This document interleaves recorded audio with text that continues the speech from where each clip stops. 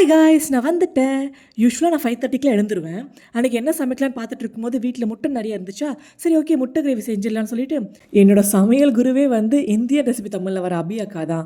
அவங்க வீடியோஸ் பார்த்து தான் நிறைய டிஷ்ஷு செய்வேன். எனக்கு ஓரளவுக்கு நல்லா தான் வரும். முட்டை கிரேவி நான் அதில் பார்த்து தான் செஞ்சேன். நான் ஆல்ரெடி முட்டை கிரேவி ஒரு செஞ்சுருக்கேன், நல்லா தான் வந்திருந்தது. இன்றைக்கும் அதே ரெசிபி செஞ்சிடலாம்னு சொல்லிட்டு நான் வீடியோஸ்லாம் பார்த்து செய்ய ஸ்டார்ட் பண்ணிட்டேன். கடாயில் வெங்காயம் தக்காளி வதங்கிட்டு இருந்துச்சு.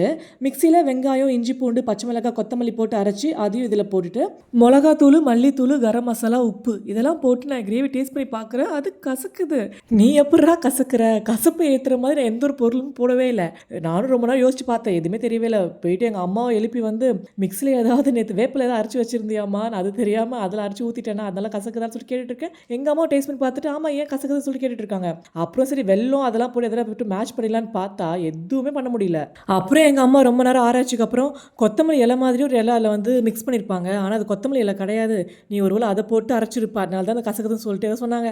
ஆனால் என் மனசு ஆறவே இல்லை. ஆக மொத்தம் அந்த கிரேவி வந்து வேஸ்ட்டாக போயிடுச்சு.